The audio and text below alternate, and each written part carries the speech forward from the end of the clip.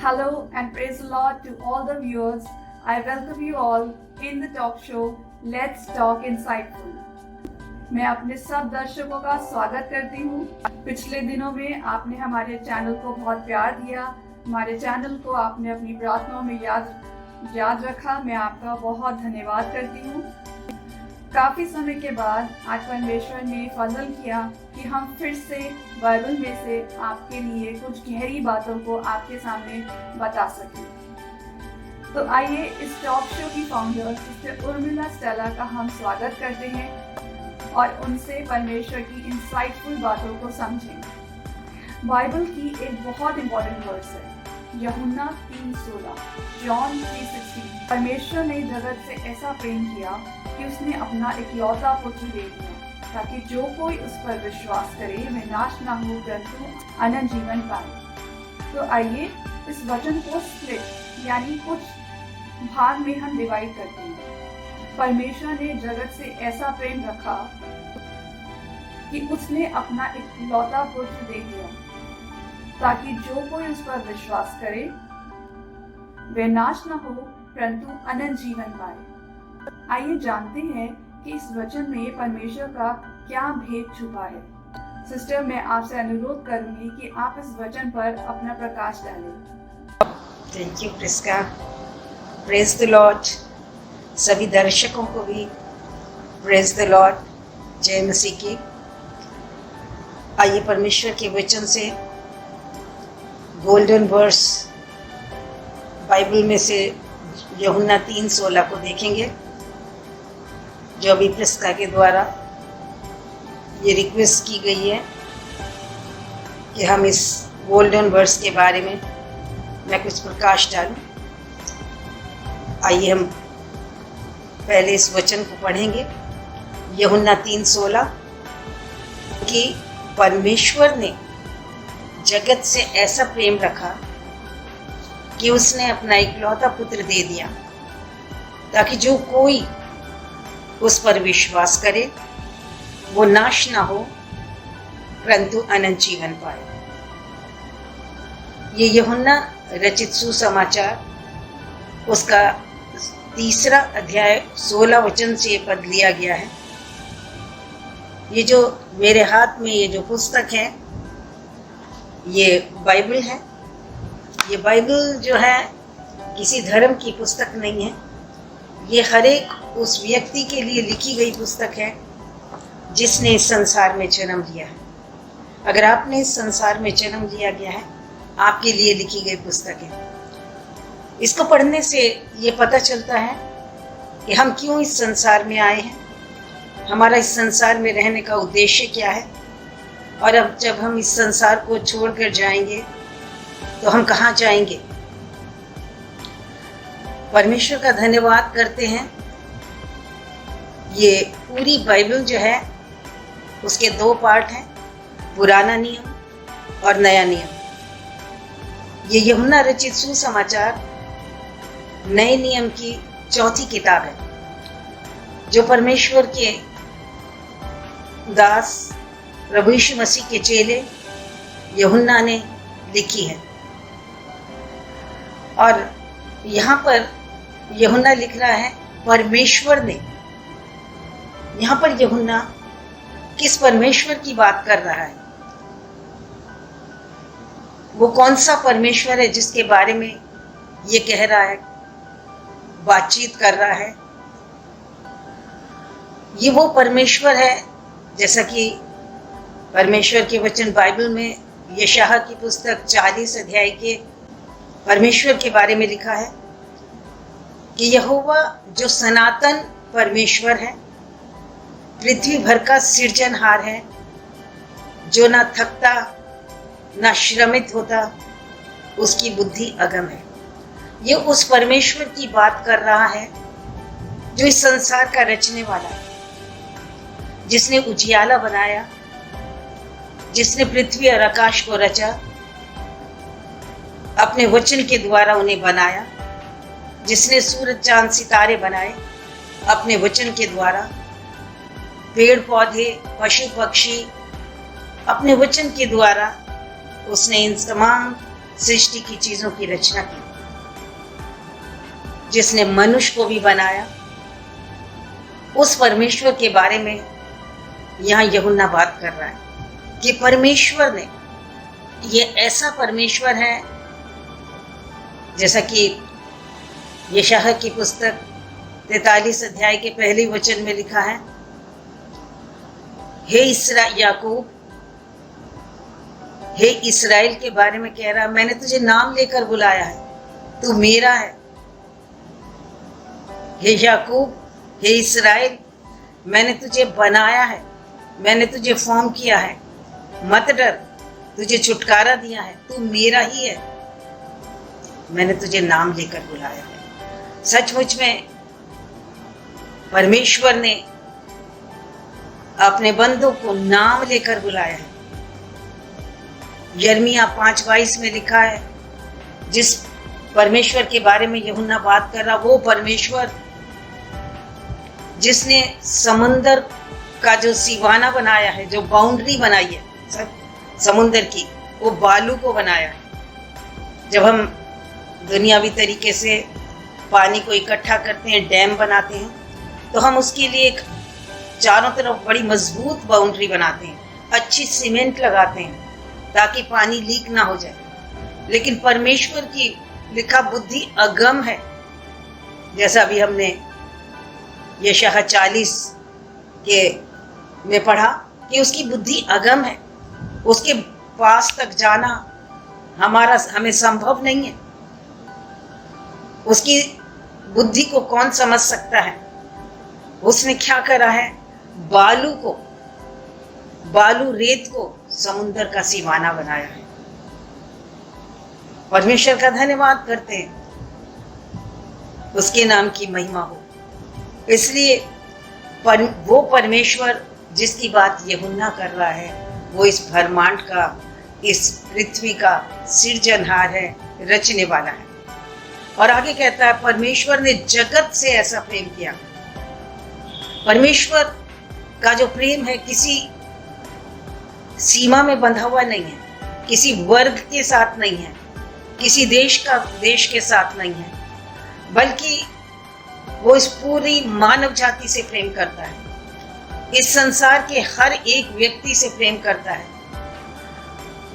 इस पृथ्वी पर रहने वाले एक एक व्यक्ति से वो प्रेम करता है। भजन संहिता 33 के 13 वचन में लिखा है, वो स्वर्ग से निहारता है और सब मनुष्यों को देखता है। Because he loves all people, वो सब मनुष्यों को प्यार करता है, इसलिए सबको देखता है। 117 भजन संहिता के में लिखा हुआ है, हे जाति जाति के लोगों, हे राज्य राज्य के लोगों, उसकी स्तुति करो, उसकी प्रशंसा करो। उसका निमंत्रण पूरे संसार के लिए है। उसने ऐसा प्रेम किया, परमेश्वर ने जगत से ऐसा प्रेम किया, उसका प्रेम जगत के लिए, जगत के प्रति है, पूरे संसार से, किसी एक जाति धर्म से नहीं, लेकिन परमेश्वर का प्रेम पूरी मानव जाति से, पूरे संसार से है। और इसीलिए जब यीशु मसीह मृतकों में से जिंदा हो गए और उठाए जाने से पहले उन्होंने अपने चेलों को एक आज्ञा दी, एक कमांड दी कि तुम जाकर सारी सृष्टि के लोगों को सुसमाचार सुनाओ, उन्हें पिता पुत्र पवित्र आत्मा के नाम से बपतिस्मा दो और उन्हें वो सारी बातें जिसकी मैंने तुम्हें आज्ञा दी है मानना सिखाओ, और देखो मैं जगत के अंत तक तुम्हारे साथ हूँ। वो सारे संसार को, हर एक मनुष्य को बचाना चाहता है, और इसीलिए पूरे मानव जाति का कंसर्न है, उसे कंसर्न है उनके प्रति। परमेश्वर यीशु मसीह पापी मनुष्य के हाथ को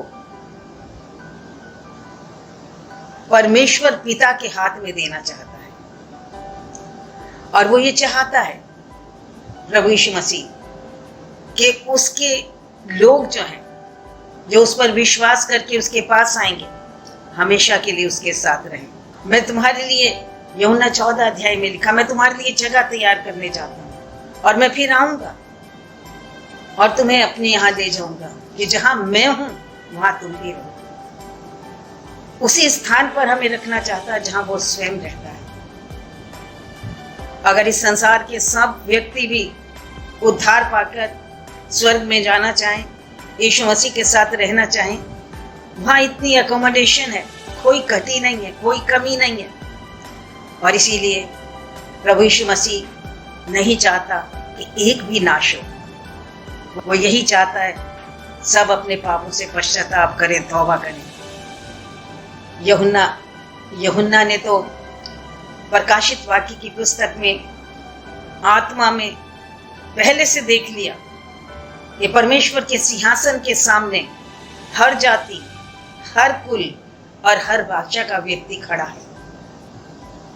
इसीलिए खड़ा है कि उन्होंने सुसमाचार सुनकर अपना जीवन प्रभु को दिया है, क्योंकि परमेश्वर के वचन में लिखा है, जो विश्वास करे और बपतिस्मा ले उसका उद्धार होगा, और जो यीशु मसीह पर विश्वास नहीं करेगा वो दोषी ठहराया जाएगा। इसीलिए परमेश्वर का धन्यवाद करते हैं उसके प्यार के लिए कि परमेश्वर ने जगत से ऐसा प्रेम किया। और तीसरी बात कि उसने अपना इकलौता पुत्र दे दिया।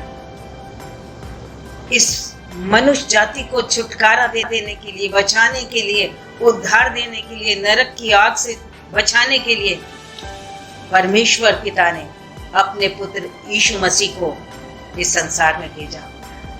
जब आदम और हव्वा ने पाप किया, परमेश्वर की आज्ञा को तोड़ा, अदन की वाटिका में और पापी हो गए, उनका रिलेशन, उनका संबंध परमेश्वर से टूट गया। आत्मिक रीति से वो मर गए और परमेश्वर के न्याय के अधीनता में आ गए और उनकी सजा मृत्यु उन पर आ गई। क्योंकि जिस वृक्ष का फल खाने के लिए परमेश्वर ने उन्हें मना किया था, उन्होंने वो खाया और मृत्यु को उन्होंने अपने लिए चुन लिया। परमेश्वर ने उनके लिए मृत्यु नहीं बनाई थी, उन्हें तो मना किया था इस वृक्ष के फल को खाने के, लेकिन ये चुनाव उनका अपना था, हव्वा का और आदम का, कि उन्होंने परमेश्वर की आज्ञा को तोड़ा, आत्मिक रीति से मर गए। परमेश्वर के न्याय उन पर आ गया, जैसा कि रोमियो 6:23 में लिखा है कि पाप की मजदूरी मृत्यु है, और परंतु परमेश्वर का वरदान हमारे प्रभु यीशु मसीह में अनंत जीवन है। अब ये आत्मिक रीति से मर चुके थे, परमेश्वर से संबंध टूट गया था और मृत्यु का इनके ऊपर राज आ गया था, और ये अब इनके लिए मृत्यु के बाद नरक इनकी वेट कर रहा था, इंतजार कर रहा था। वो ऐसा स्थान जहां रोना और दांतों का पीसना होगा। इस संसार के अंदर और कोई ऐसा नहीं था जो मनुष्य को पाप से छुटकारा दे सके, पाप से बचा सके, क्योंकि बाइबल रोमियो 3:23 में कहती है कि सबने पाप किया, परमेश्वर की महिमा से रहित है, परंतु उसके अनुग्रह से जो मसीह यीशु में है मुफ्त में सेंत में धर्मी ठहराए जाते हैं। इसीलिए इस संसार के अंदर कोई ना होने के कारण, निष्कलंक और निर्दोष व्यक्ति इस संसार में कोई नहीं था, तो परमेश्वर स्वयं मनुष्य बनकर इस संसार के अंदर आया। यीशु मसीह उसका नाम था। यीशु मसीह को, अपने पुत्र को परमेश्वर पिता ने संसार में भेजा, जिसने हमारा स्थान ले लिया। वो पाप का स्थान जो हमारा था, मनुष्य का था, वो उसने ले लिया, और हमारे बदले में वो क्रूस की मृत्यु को उसने सहा। हमारे बदले में वो मारा गया, हमारे लिए वो पाप बन गया। उसने कोई पाप नहीं किया था, उसके मुंह से तो कभी कोई पाप की बात भी नहीं निकली थी। वो गाली सुनकर गाली नहीं देता था, दुख उठाकर किसी को धमकी नहीं देता था। वो हमारे लिए पाप में बन गया। परमेश्वर ने जगत से ऐसा प्रेम किया कि अपना इकलौता पुत्र दे दिया, ताकि जो कोई उस पर विश्वास करे। अपॉर्चुनिटी, ये अवसर सबके लिए है, इस संसार के हर एक व्यक्ति के लिए है इसीलिए आज सुसमाचार जो है पूरे संसार में